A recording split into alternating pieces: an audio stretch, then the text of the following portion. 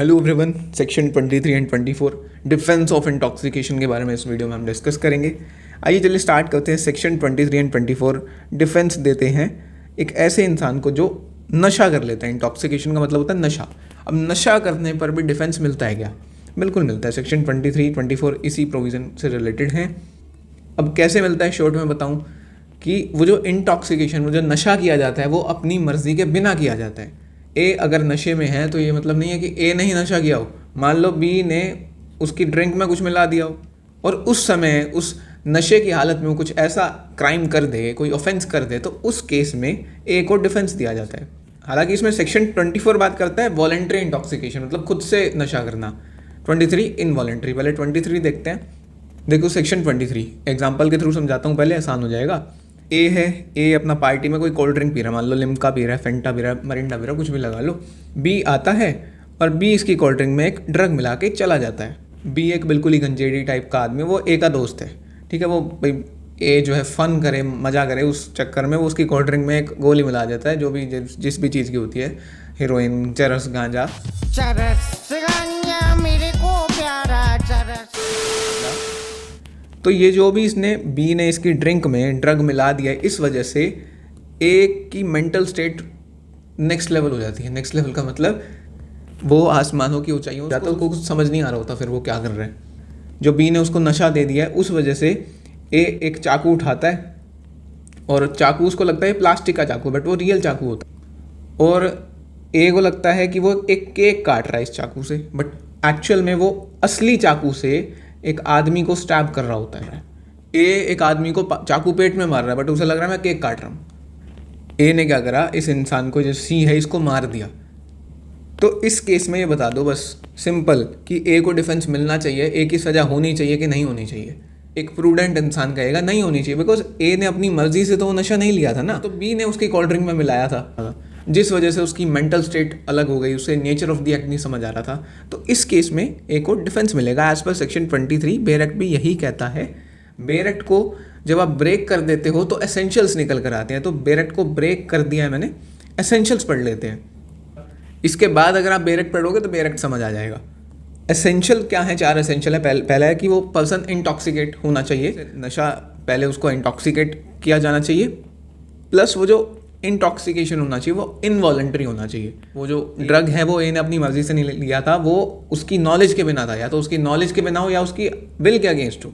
मतलब बी अपने 4 दोस्तों के साथ इसको धक्के से इसको इंजेक्शन लगा दे को, या इसके मुंह में ज़बरदस्ती ले भाई लेके देख है। अब 2 एसेंशियल हो गए। उस इंटॉक्सिकेशन की वजह से उसे नेचर ऑफ द एक्ट ना समझ आ रहा हो, या ये ना समझ आ रहा हो कि वो जो मैं कर रहा हूँ वो लॉ के उल्लंघन में तो नहीं है। नेचर ऑफ द एक्ट ना समझ आना, जो पिछला एग्जाम्पल था उसमें उसको नेचर ऑफ द एक्ट तो नहीं समझ आ रहा ना। उसे तो लग रहा है मैं कुछ केक काट रहा हूँ, बट वो एक्चुअल में तो एक इंसान को स्टैब कर रहा था। मतलब लेवल की बात की जा रही कि जो इंटॉक्सिकेशन किया है ना उसने, उसका लेवल इतना होना चाहिए कि ये चीज़ें उसको ना समझ आए। लास्ट है कि जो incapacity must exist at the time of the act. इसका मतलब ये है, इसको एक एग्जाम्पल से समझाता हूँ। मान लो जो ए है, ए ये 6 घंटे पार्टी में था। अब ये इस दौरान तक तो ये कोल्ड ड्रिंक पी रहा था अपना नॉर्मल, बट यहाँ पर आया इसका दोस्त, इसने इसको वो गोली दे दी, ड्रग दे दिया, जिससे ये नशे में चला गया। इस पीरियड तक ये नशे में रहा, मान लो 2 आवर्स तक, ये 2 घंटे पूरा मतलब इसका हैंगओवर नहीं उतरा। इस दौरान फिर उसके बाद इसका हैंगओवर उतर गया, इसको चीज़ें समझ आने लग गई, इससे नेचर ऑफ द एक्ट कि वो क्या कर रहा है, कहाँ खड़ा है, क्या जो भी चीज़ें वो कर रहा है उसे समझ आने लग गया। तो ये एसेंशियली ये कहता है कि जो जिस समय वो एक्ट हुआ ना, एक्ट मतलब जो ऑफेंस हुआ है, ए ने जो वो सी को मारा है वो इसी समय मारा हो जब वो इनकेपेबल हुआ है चीज़ें समझने के। जब वो उसका हैंगओवर उतर गया, इस समय मारेगा तो उसको डिफेंस नहीं मिलेगा। बस सिंपल ये बात है यहाँ पर। एक केस बहुत इंपॉर्टेंट है, Bablu Mubarak Hussain versus state of Rajasthan, one of the most important case जो जरूर लिख के आना एग्जाम में। इस केस में क्या हुआ था, जो बबलू अक्यूज है, इसने लिकर कंज्यूम कर ली थी और जिसके बाद उसने अपनी बीवी और 5 बच्चों को मार दिया था। उसने क्लेम करा इंटॉक्सिकेशन, ओके, कि जो उसने एक्शन करा है ना उसे वो समझ नहीं आ रहा था, उसने ये क्लेम किया। ऑनरेबल सुप्रीम कोर्ट ने क्या कहा? सबसे पहले कहा कि जो इंटॉक्सिकेशन होनी चाहिए वो इनवॉलेंट्री होनी चाहिए। ऐसा नहीं वॉलेंट्री इंटॉक्सिकेट करके तुम खुद को ऑफेंस कर दो और फिर तुम डिफेंस मांगो कि मुझे पनिशमेंट नहीं मिलनी चाहिए, फिर तो हर एक दूसरा इंसान यही काम करने लग जाएगा। वो तो बिल्कुल ही अनजस्ट हो जाएगा ना। And unjust law is no law at all. ये प्रूव करना कि उसने वॉलंटरी इंटॉक्सिकेट किया था और उस वॉलंटरी इंटॉक्सिकेशन की वजह से वो nature of the act, wrongfulness of the act, कि वो लॉ के उल्लंघन में तो नहीं है, ये चीज़ें नहीं समझ पा रहा, ये कौन प्रूव करेगा? ये अक्यूज ही प्रूव करेगा। Burden of proof lies on the accused बस। बट इस केस में बबलू जो है, मुबारक हुसैन, प्रूव नहीं कर पाया था ये चीज़ें, ये पॉइंट वो प्रूव नहीं कर पाया था। ये एक इंपॉर्टेंट लाइन है, voluntary intoxication is not a shield for violent और इंटेंशनल क्राइम। तो इस केस में डेथ सेंटेंस कन्फर्म हो गई थी बाद में, हालांकि वो कम्यूट कर दी गई थी। सेक्शन 23 देखा हमने, ये 4 एसेंशियल इंपॉर्टेंट थे, इनको याद रखना, क्योंकि जो सेक्शन 24 है वो कंटिन्यूटी में है सेक्शन 23 के। ठीक है, सेक्शन 24 देखते हैं। इसकी जो बेरेट लैंग्वेज है वो भी यही करें, in cases where act done is not an offence. तो ये स्टार्ट ही ऐसे हो रहा है कि in cases where act done is not an offence. इसको मैं नहीं बता रहा, पहले मैंने इसको सिंप्लीफाई करके लिख दिया, बिकॉज काफ़ी ना टेक्निकल सेक्शन है, मैं कहूँगा थोड़ा सा कंफ्यूजिंग सेक्शन है, इसको डायरेक्ट से पढ़ोगे, मैंने सिंप्लीफाई करके लिख दिया, सिंप्लीफाई करके लिख दिया है तो समझ आ जाएगा। सेक्शन 24 का ना एक मेन रूल है, क्या रूल है कि अगर मान लो, हाँ सबसे पहले ये समझो कि सेक्शन 23 बात करता था इनवॉलंटरी इंटॉक्सिकेशन के बारे में, ये बात करता है वॉलंटरी इंटॉक्सिकेशन, खुद की मर्जी से आप नशा कर रहे हो, उस केस में भी आपको डिफेंस मिलता है। कैसे? कंप्लीट डिफेंस नहीं मिलता है, बट आपकी जो लाइबिलिटी, आपकी जो कल्पेबिलिटी है वो कम हो जाती है, कि अगर आपको सज़ा मिलनी थी 10 साल की, शायद वो 5 साल की हो जाए या 7 साल की हो जाए, ऐसा कुछ हो सकता है, 3 साल की हो जाए, ऐसा कुछ हो सकता है। वो भी कुछ सर्कमस्टांसेस है। क्या सर्कमस्टांसेस है? कभी भी कोई इंसान है ना, वो वॉलंटरी इंटॉक्सिकेशन करेगा तो हर केस में नॉलेज प्रिज्यूम कर ली जाएगी कि इसके पास नॉलेज थी। एक सोबर इंसान जैसी, सोबर मतलब जिसने कोई नशा नहीं करे, उस इंसान जैसी ही आपकी नॉलेज थी। अगर आप नशा कर रहे हो तो आप भी प्रिज्यूम कर दिया जाएगा ये चीज़। इंटेंशन कभी प्रिज्यूम नहीं की जा सकती, वो हमेशा फैक्ट्स और सर्कमस्टांस पे ही डिपेंड करेगा कि इंटेंशन थी कि नहीं थी। अब मैं क्यों बता रहा हूँ ये चीज़ें, इसको एक एग्जांपल से समझो। एक इंसान है, ए ने इस बार कोल्ड ड्रिंक नहीं पी, ए ने अल्कोहल पी, कोई बढ़िया ब्रांड की एक बोतल पी गया ये, तो इसने कुछ ज़्यादा ही पी ली, जिस वजह से इसकी मेंटल स्टेट इस तरीके की होगी, इससे कुछ चीज़ें समझ नहीं आ रही थी फिर, और उस मेंटल स्टेट में इसने बी को मार दिया। तो इस केस में क्या इसको डिफेंस मिलना चाहिए? नहीं मिलना चाहिए ऑब्वियसली, क्योंकि इसने खुद से नशा किया है।